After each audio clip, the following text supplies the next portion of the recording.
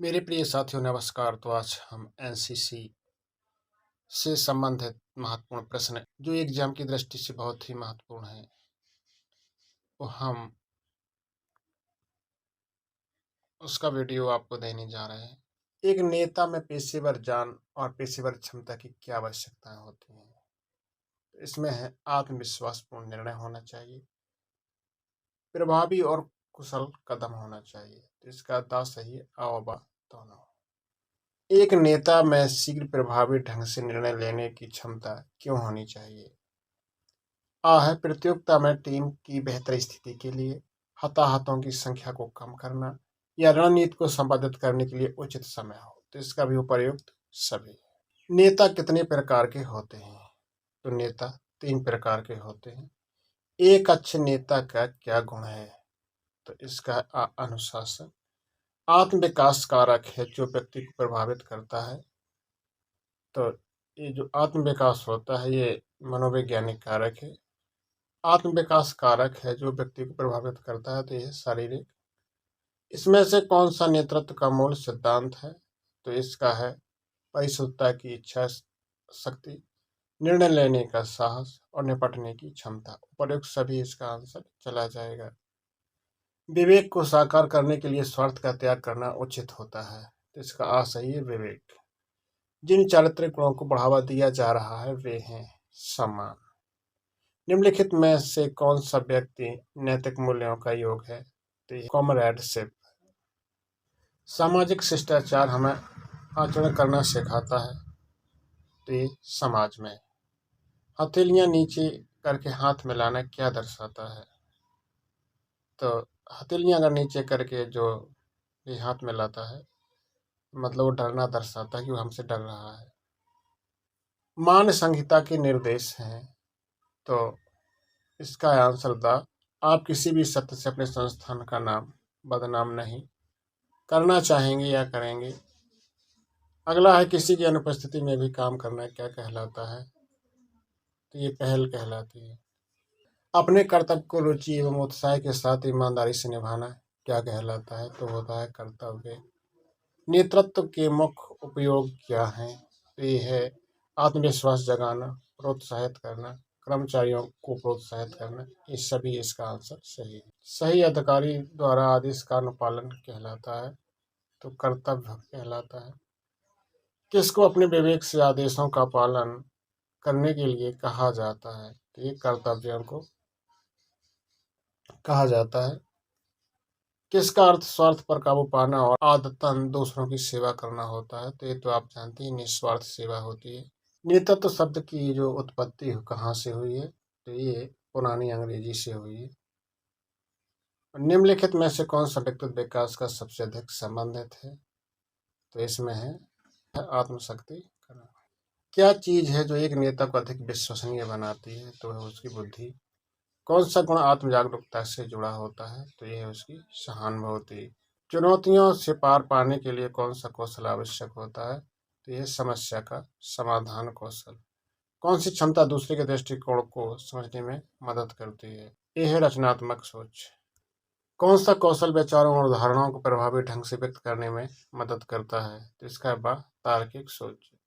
नेतृत्व की किस विशेषता में कार्यभार संभालना और कार्रवाई फैलाना शामिल होता है? तो ये पहल करने में नेतृत्व की एक पहल करना विशेषता होती है जिसमें ये सब शामिल होता है।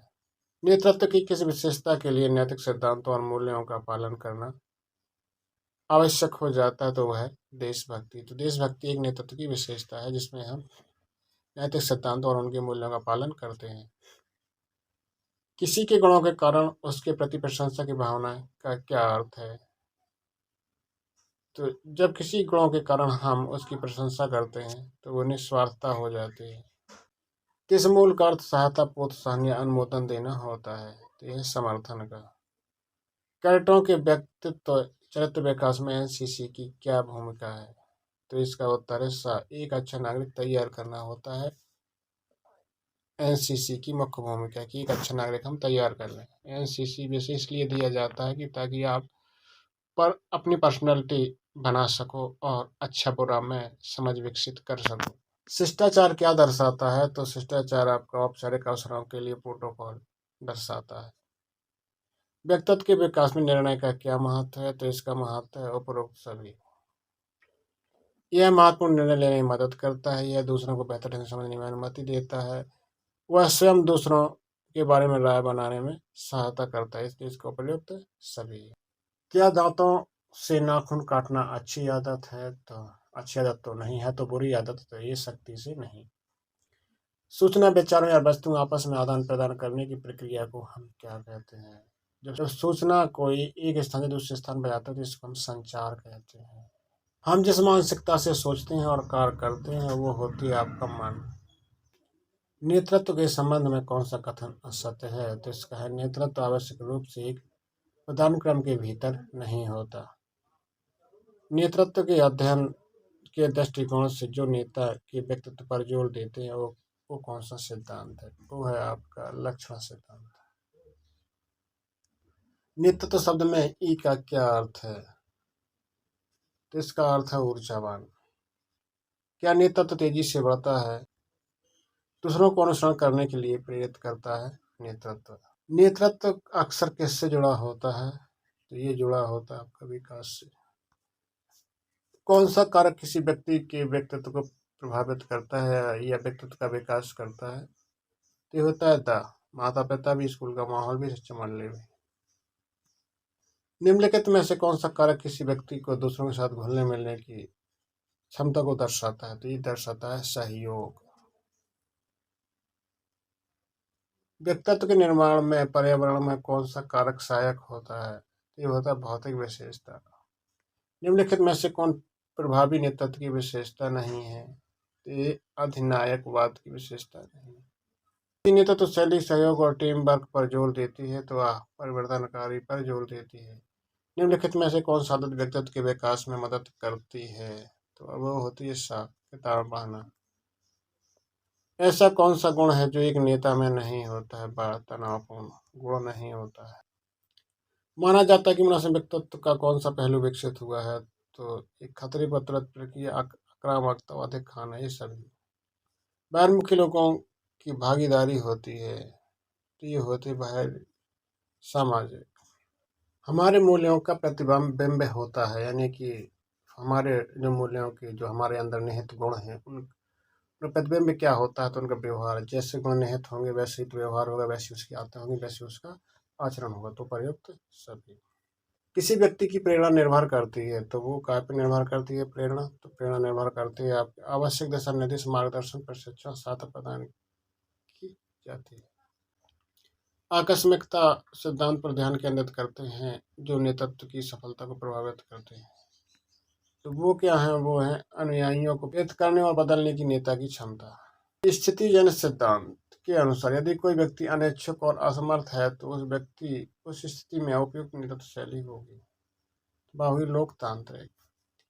नेतृत्व के संबंध में निम्नलिखित में से कौन सा कथन सत्य है? तो सभी प्रबंधक नेता हैं। औपचारिक अधिकार अच्छा नेतृत्व सुनिश्चित करते हैं, ये सही है। स्वयं को चुनौती देकर दूसरों को भी चुनौती देकर उत्कृष्ट का प्रयास करने का गुण क्या कहलाता है? तो निस्वार्थ सेवा। निम्नलिखित में से कौन सा नेतृत्व वांछनीय गुण है? इसका सही नेता अनुयायी एक तक एक दिशात्मक प्रभाव।